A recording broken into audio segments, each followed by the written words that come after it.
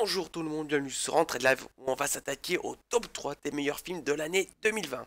Alors pour rappel, donc ce top ne traite que les films qu'on a pu faire une vidéo critique dessus au cours de l'année. Donc désolé s'il y a certains films qui vous a beaucoup marqué, qui ne sont pas cités ou autres, ce n'est pas voulu contre vous, c'est juste qu'on ne traite que les films qu'on a pu voir. Alors, avant d'attaquer le top, je tiens à faire quelques motions honorables de films qui n'ont pas été assez bons pour être dans le top, mais qui apportent quand même des choses intéressantes et qui sont sympathiques et que je vous encourage quand même à voir. Alors dans ces motions honorables, il y a trois films que je tiens à citer. Il y a le film Bird of Prey, qui est un bon film qui rend hommage au personnage de Harley Quinn, et qui prouve bien que si DC lâche un peu l'affaire, surtout au niveau terrial, on peut avoir des films de très bonne qualité, et qui nous montre que Mark Robbie vraiment s'éclate dans son rôle cette fois. C'est pas comme dans Suicide Squad, où on voit que la pauvre a été vraiment forcée d'être là juste pour remplir un mini short bien moulant. C'est très malaisant. Et sinon, ben, il y a le film Sonic. Alors certes, Sonic il est un film pas des plus parfaits sur pas mal de points, mais néanmoins, ce que j'ai beaucoup aimé, c'est que ce film-là apporte du relationnel. Il a permis de créer du lien entre générations. Parce que je tiens à expliquer, quand je suis allé voir le film, eh bien, il y avait beaucoup d'adultes qui accompagnaient tes enfants.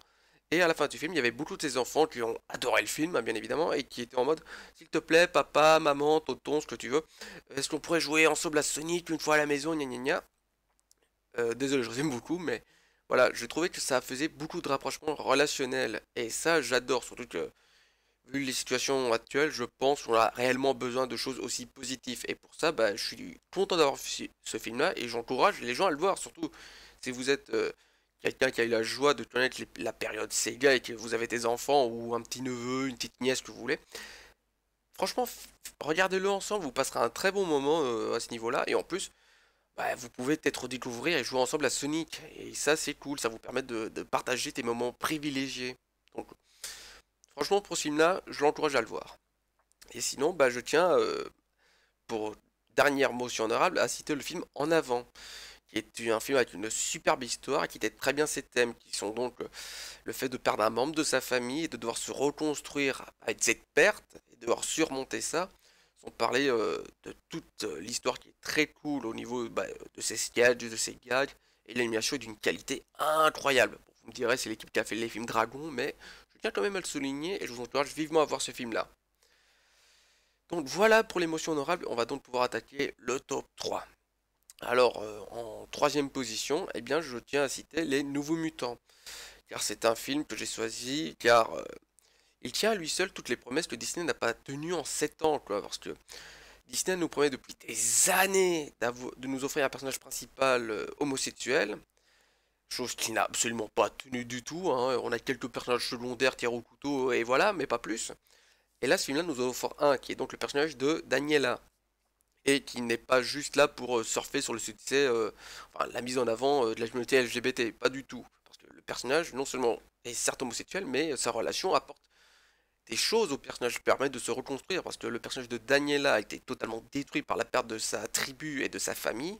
Elle a même envisagé le suicide dans le film. Et pour l'autre personne, qui est le personnage de Felina, eh bien c'est une jeune fille qui a vécu dans une communauté religieuse ultra liberticide, au point que bah, quand elle a découvert ses pouvoirs de mutant, etc., bah, ouais, les mecs l'ont marqué au fer rouge. Ça donne le niveau de l'ambiance, quoi. Et cette relation a permis aux deux personnages de surmonter ces traumatismes, de se reconstruire et de partir sur de bonnes bases et d'aller en avant. Et ça, je trouve ça génial. Et Disney, je suis désolé, mais vous avez traité ce film-là comme de la merde parce que vous avez sorti le truc entre deux films en mode ouais, voilà, le film, après l'avoir porté pendant presque 2 ans. Alors que ce truc-là, ça devrait vraiment vous mettre une grosse claque et vous montrer que, bah, ouais, on peut faire du bon film de super-héros, mettre des personnages homo en avant, et qu'il n'y a pas de problème à ça, et qu'on peut le faire en étant avec une très bonne écriture. Donc, je prends ça dans ta gueule, Disney. Et en plus, c'est une très bonne adaptation des personnages secondaires des X-Men, parce que dans le cas, par exemple, de Daniela, ouais, le personnage dans le comics, en tout cas, c'est un vrai cliché ambulant d'Amérindien, quoi. C'est abusé. Et là, ils l'ont extrêmement bien réadapté dans des circonstances très modernes.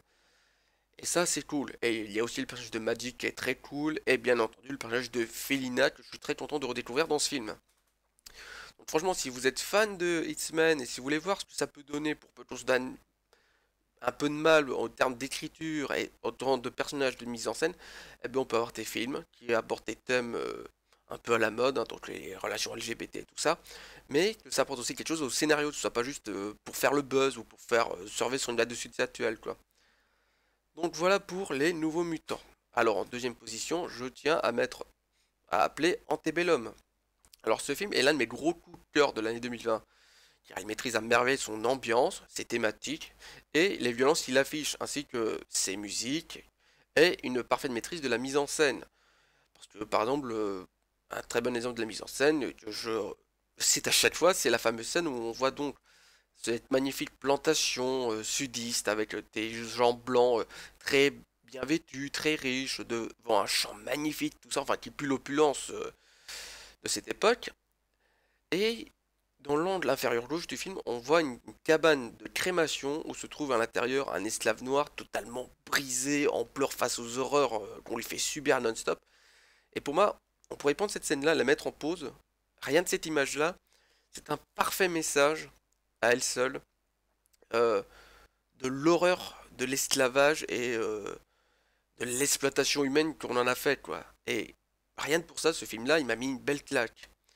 Et sinon, en dehors de cette scène-là, eh bien, le scénario du film m'a réellement surpris. Et désolé de pas trop aller dans les détails cette fois-ci, mais c'est un film que je vous encourage à aller voir sans vous le faire spoil. Vraiment, l'expérience que ce scénario vous apporte est une vraie claque si vous allez le voir sans rien savoir du scénario. Allez-y sans vous le faire spoil, vraiment je vous y encourage. Et de plus, l'écriture des personnages est vraiment aux petits oignons, notamment pour le personnage de Dawn, qui est un personnage que j'adore. Alors pour vous redonner le contexte, Dawn est un personnage féminin ou physique atypique afro-américain, euh, qui à un moment dans le film se fait draguer par un magnifique homme blanc, très très riche, etc. Et en une seule tirade, mais très raffinée, elle tombe vraiment pas dans la grossièreté facile, hein, vraiment dans une simple tirade où elle explique oui, c'est pas très poli d'apporter comme ça à une femme. En plus, vous avez vu que j'étais de mes amis, nous étions trois. Vous auriez pu nous inviter toutes les trois, ça aurait été déjà plus poli de votre part. Et en plus, vous auriez pu mieux regarder ce que nous buvions et vous adapter à ça. Enfin, bref, en somme, elle le remet parfaitement dans sa place avec un texte et une élégance raffinée aux petits oignons. Dawn, t'es mon personnage préféré du film et j'espère qu'on verra plus souvent cette actrice au cinéma. Elle est excellente, sans déconner. Et sinon, bah, pour le top 1. Alors, juste pour l'anecdote, et avant de vous donner le nom du film, eh bien, je tiens à préciser que ce film-là, c'est ce film-là lui seul qui m'a incité à faire le top de cette année. Parce que, bon, voilà, pour vous donner une échelle de comparaison, en 2019, nous avons pu traiter une cinquantaine de films. Et en plus de ça, c'est 50 films sans avoir pu voir tous ceux que nous voulions voir. Il y avait pas mal de films que nous avons ratés à leur sortie. Et là, ben, l'année 2020, sans rater un seul film, on a pu traiter que 14 films à cause de la crise sanitaire actuelle avec le Covid, qui a fait que les salles de cinéma ont été fermées sur de très très longues périodes, hein, durant le premier confinement, même l'entre-deux, etc. Ça a été un vrai carnage au niveau cinéma. Et donc, j'ai vraiment hésité à annuler le top de cette année, enfin du moins le top de l'année 2020, mais ce film-là est tellement bien, et tellement cool, que j'aurais regretté de ne pas le mettre en avant dans cette vidéo, quoi. Et c'est vraiment ce film-là qui m'a incité à le faire, ce top, honnêtement. Et donc ce film, c'est La Voie de la Justice. Alors, je tiens à expliquer pourquoi. Bah, ce film, je l'ai classé numéro 1 et je l'ai choisi car ce film bah, retrace une très grande affaire judiciaire qui est l'affaire de Brian Stevenson dans l'affaire Walter McMillian, qui souligne parfaitement le racisme ancré aux États-Unis. Bon, c'est partout dans le monde, hein, ça, mais bon, ce film traite énormément le cas des États-Unis. Et l'erreur qui est la peine de mort. Alors, je tiens à expliquer mon point de vue là-dessus, bah, car beaucoup de gens dans les États-Unis et dans certaines régions du monde souhaiteraient hein, une remise légale de la peine de mort. Mais je suis désolé, il y a de très peu de cas où on peut affirmer à 100% que l'accusé est réellement le coup et est sûr qu'on soit lui le coupable. Et remettre la peine de mort reviendrait à potentiellement commettre de grosses erreurs judiciaires et d'exécuter des gens qu'on pourrait bien plus tard qui sont innocents. Il y a donc c'était bien évidemment l'affaire Walter McMillian, où en gros c'est un homme qui travaille dans le bois afro-américain dans le sud des États-Unis, qu'on a accusé du meurtre d'une jeune femme blanche et qui a fait plusieurs années de prison pour ce crime-là dans le couloir de la mort en attendant d'être exécuté. Et Brian Stevenson, un avocat afro-américain, a pu prouver que ce n'était pas lui et que l'affaire avait été montée pour l'accuser de lui, juste sous le prétexte qu'il était afro-américain et qu'il convenait parfaitement comme bouc émissaire, et qu'on n'a jamais réussi à trouver l'assassin aux dernières nouvelles. Le vrai, j'entends. Donc voilà, pour ma part, non, la peine de mort n'est pas bonne. Et pour donner un autre exemple plus propre de notre région à nous, il y a eu quelques années de cela l'affaire de Omar, donc un jardinier qui avait été accusé d'avoir assassiné sa riche patronne et qu'on a accusé à tort juste parce qu'il y avait l'inscription Omar m'a tué à écrire avec le sang de la victime. Et on a pu prouver, genre une dizaine d'années plus tard, que ce n'était pas cette personne, que c'était un coup monté de la part du vrai criminel pour l'accuser et s'en sortir patte blanche, quoi. Donc j'aime beaucoup le traitement que Simnas fait de la thématique de la peine de mort, est-ce qu'il faut la réhabiliter ou non, et pour ma part, eh bien non, il ne faut pas la réhabiliter. Et en plus, ce film soutient ouvertement l'organisation de Brian Stevenson, qui est donc l'Equal Justice Initiative, qui est une organisation privée à but non lucratif, je tiens à le signaler, et qui aide dans tes démarches juridiques et tes procès, des cas où il y a clairement des cas d'inégalité ou simplement des cas de racisme. Et donc, dans les cas d'inégalité, donc il y a les les considérations raciales et la misogynie, bien évidemment. Et cette organisation est toujours en activité de nos jours, hein, je tiens à le préciser. Et je tiens à signaler qu'elle a besoin de soutien, parce que j'explique, donc c'est une organisation privée, comme je l'ai dit, à but non lucratif, c'est-à-dire que les affaires qu'elle traite, les gens qui l'organisation défendent ne payent aucun sou. L'organisation prend en charge tout, que ce soit la mise en charge de l'avocat, le procès, tout ça, tout est pris en charge, sans demander un seul sou aux bénéficiaires. De ce fait, l'organisation ne vit que de donations. Et vraiment, ils en ont besoin, quoi, parce qu'il y a énormément de cas à traiter en Amérique encore à l'heure actuelle, surtout avec le mouvement Black Lives Matter, etc., qui a permis une explosion d'affaires juridiques, de crimes racistes, hein, et quelques affaires misogynes, bien évidemment. Et là, actuellement, ils ont un peu de mal à suivre le rythme, honnêtement. Et donc, n'hésitez absolument pas à aller sur leur site pour leur faire un don si vous en avez les moyens, bien évidemment, hein. Parce que ils ont réellement besoin de ça. Et à l'heure actuelle, ils permettent d'éviter des condamnations abusives et voire tout simplement erronées sur des pauvres gens à qui n'ont rien fait de mal à part naître noir, quoi. Et ça, on est en 2020, enfin 2021 maintenant, et il y a encore des gens qui subissent ce genre de crime, ce genre d'abus, ce genre d'inégalité, et je trouve ça scandaleux, quoi. Et ce film-là, heureusement, met en avant cette organisation qui défend ces gens. Et sinon, pour revenir sur le film, eh bien, on peut noter que l'histoire du film est parfaitement fidèle aux événements de l'affaire Walter McMillian. Il n'y a pas de rajout.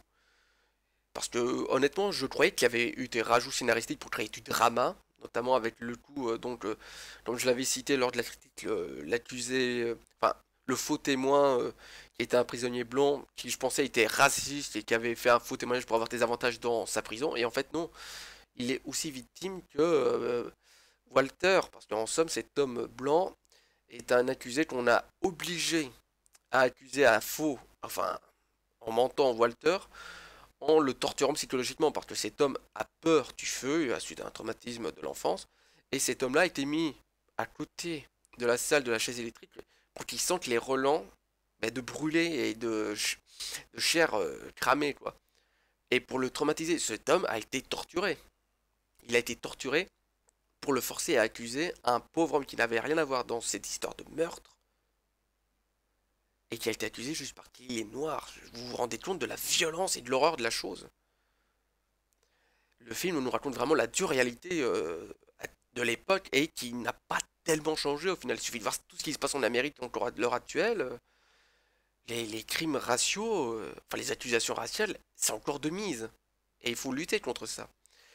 Et sinon, on peut noter une performance incroyable, que ce soit au niveau des acteurs, des décors, qui sont ultra criants de réalisme. Bref, il y a tout dans ce film qui est bon. Il n'y a rien à jeter. Même les films sont très respectables. Donc moi je vous encourage vraiment à regarder ce film. La Voix de la Justice, pour moi, c'est le meilleur film que j'ai vu cette année. Et encore une fois, c'est vraiment grâce à ce film-là que j'ai eu la motivation de faire ce top.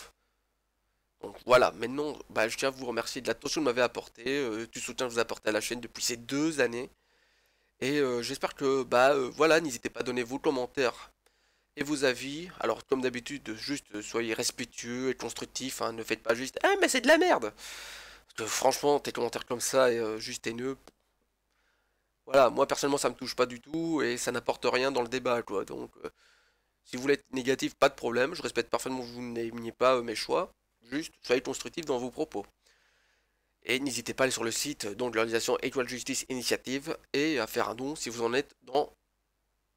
Enfin, si c'est dans vos moyens, si vous en êtes en mesure de le faire. Sur ce, je vous souhaite une excellente journée et je vous dis à très bientôt donc, pour le top 3 des pires films de l'année 2020. Et je vous dis à bientôt pour l'année 2021. Et je vous souhaite une très bonne année et bonne santé à vous. Bisous bisous.